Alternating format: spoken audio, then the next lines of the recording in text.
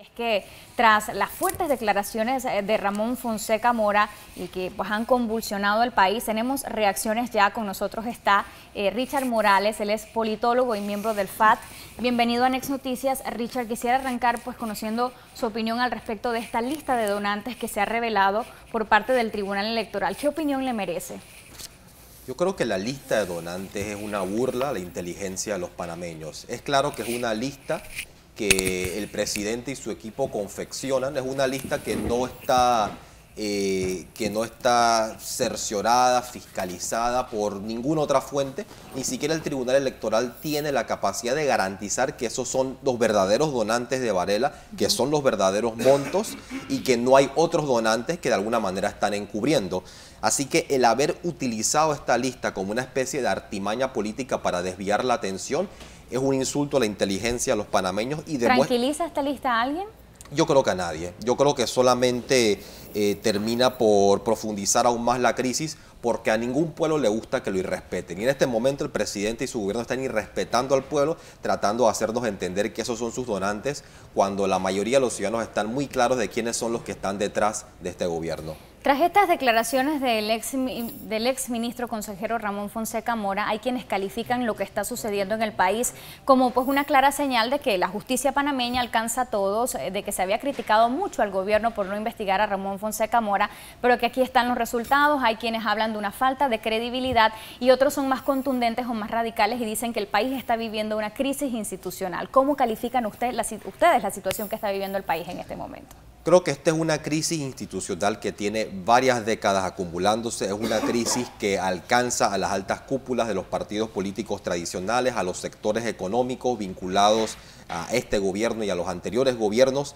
y es una crisis que solo tiene una solución que tiene que ser democrática, que tiene que ser popular, que pasa por una asamblea constituyente originaria. Ahora, en un momento de crisis, cuando es el propio sistema el que de alguna manera está en crisis, ese sistema que mantiene privilegios, que mantiene intereses, ellos van a intentar pactar y negociar para mantener el sistema como está y mantenerse ellos en el poder. Lo que estamos viendo ahora con ciertos grupos de la sociedad civil, con ciertas figuras que están saliendo, son estos intentos de reacomodar el sistema, una especie de salida negociada que les permita mantener su sistema de privilegios en pie, ese sistema corrupto, y asegurar ellos su poder.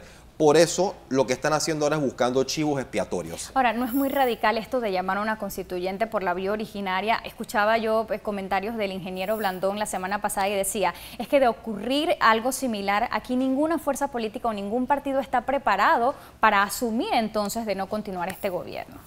Es que no debería asumirlo ningún partido, tiene que asumirlo el pueblo panameño de manera organizada, de manera movilizada, de manera consciente. Ningún partido ninguna dirigencia tradicional tiene ahora la capacidad de liderar al pueblo porque no tienen la credibilidad para ello. Una constituyente significa que el pueblo que ha sido históricamente excluido, es quien asume la condición de soberano. ¿Es realizable una constituyente del modo que ustedes lo plantean?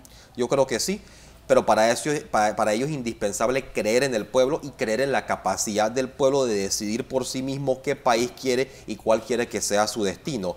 Hay sectores que no creen en el pueblo y más allá de no creer en él, le temen. Tienen temor de las fuerzas populares, tienen temor que aquellas personas que han sido históricamente marginadas y excluidas se den cuenta, por un lado, la verdad de este sistema, hasta dónde llega la corruptela, hasta dónde llega la podredumbre de años y años de haber estado saqueando y vendiendo al país, y por el otro lado que ese pueblo se levante y reclame verdaderamente su derecho sobre este país. Y ese temor los ha llevado incluso a plantear dos opciones distintas. Una, la que ya mencioné, ese pacto, esa salida negociada, y la otra, la de esta comisión internacional independiente que están buscando. Esto que básicamente se están pidiendo intervención extranjera para imponer una solución que sea favorable a ciertos intereses. ¿Está ligado esto con el 245, por ejemplo, que se busca aprobar ya en tercer debate? Sí, y uno, al ver qué sectores están apoyando las diferentes medidas, vemos que son los distintos proyectos que tiene cada uno para tratar ellos de mantenerse en el poder. Recordemos que existen diferencias políticas entre los sectores de la élite, pero a fin de cuentas los unen los intereses. Y ellos buscan repartirse repartirse el botín básicamente, y quien tenga mayor poder tiene mayor acceso a ese botín. Ahora que me menciona los sectores, por estos días partidos como el Frente Amplio por la Democracia y los gremios sindicalistas que integran o es donde está la génesis de este partido han recibido muchas críticas. Movin, por ejemplo, habla de cómo se estarían financiando estos sindicatos. Hubo unas declaraciones del secretario general del PRD, Pedro Miguel González, en las que habló en cifras de 100 millones de Odebrecht financiando sindicatos como el Suntrax y demás. ¿Qué tienen que decir ustedes al respecto? Aquí vemos una vez más, todo eso responde al temor que tienen las élites al pueblo organizado, el temor que tienen ellas de que el pueblo se levante y tome verdaderamente el poder en el país. Y para eso van a buscar mentir, van a buscar desviar la atención a temas que no tienen nada que ver con el problema de fondo, van a intentar descalificar a los dirigentes, a las organizaciones. Y ahí vemos que en ese tema, en el temor a las fuerzas populares, se unen los partidos políticos tradicionales, se unen los sectores de la élite y de la llamada sociedad civil. Ahí se unen a atacar y descalificar porque todos tienen temor a que el pueblo verdaderamente se levante y cobre fuerza. Pero ¿estarían dispuestos a ustedes a someterse a una auditoría como tanto lo piden, un informe de dónde sale el financiamiento de estos partidos? Porque fueron claras y decía Pedro Miguel que esto a la luz de la ley pues era una cifra bastante escandalosa, 100 millones de dólares. Y es una cifra ridícula, totalmente inventada, y el sindicato rinde cuentas de manera regular a los trabajadores y a las instituciones del Estado que están encargadas de ver el tema laboral. Y en cuanto al partido, los fondos que utilizó el partido en la campaña pasada fueron fondos públicos que fueron manejados con el Tribunal Electoral. Así que las cifras que él está dando no solo son... Pero en esta lista sí hay que creerle al Tribunal Electoral. Bueno, es que el Tribunal Electoral prácticamente manejaban ellos el dinero. Yo estoy seguro que a los demás partidos no los fiscalizaron tanto como nosotros. Estaban prácticamente contando cuántas volantes imprimíamos para repartir. Y ahí vemos que está el sesgo y el temor que tienen a los sectores populares porque ellos no creen en el pueblo. Y por eso están pidiendo comisión independiente internacional para que vengan nuevamente de afuera, como sucedió en Guatemala. Si vemos el ejemplo de lo que pasó en Guatemala, el que estaba pidiendo esa comisión internacional era el vicepresidente de Estados Unidos de Obama, Joe Biden.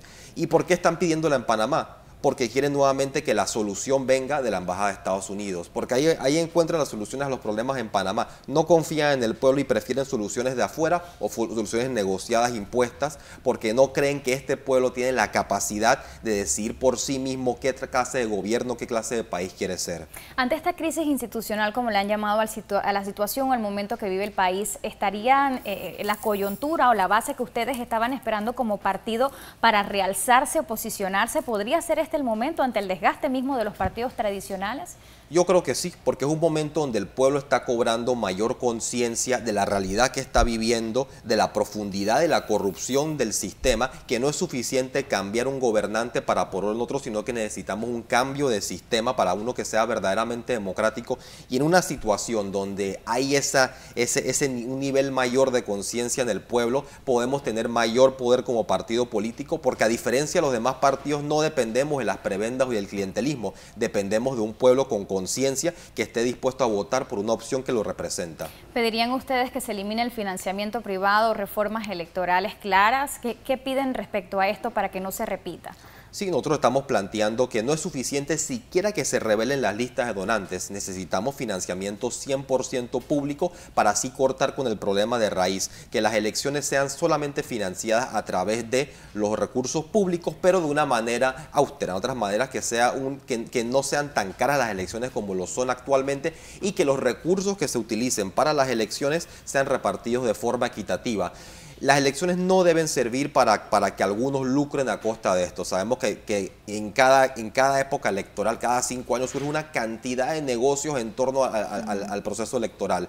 Creo que el pueblo quiere unas elecciones que sean mucho más austeras, que no se manejen tantos recursos y que lo que haya se reparta con equidad entre todos y que sea una verdadera batalla de ideas y no de chequeras. Bueno, de la misma lista vemos que de donantes hay varios ministros, los movimientos estos que emergían del pueblo como Movin y demás. Antes de finalizar esta entrevista, ustedes están planeando otra serie de manifestaciones, ya lo vimos el mismo viernes, calles trancadas, la gente estaba histérica, en Ciudad Capital no se podía transitar, en el interior del país también. hubo cierres. ¿Tienen planeadas otra serie de manifestaciones para esta semana? Sí, vamos a mantenernos activos en las calles del país, en los espacios públicos. Vamos a estar el lunes haciendo, hoy lunes, una concentración frente a la Asamblea Nacional. Mañana tendremos un encuentro de dirigentes a las 4 de la tarde en el Auditorio José Dolores Moscote. El jueves vamos a repetir esa gran marcha que hicimos la semana pasada, y vamos a mantenernos activos, movilizándonos, porque sabemos que en el momento que dejamos de presionar, ellos van a empezar a pactar entre sí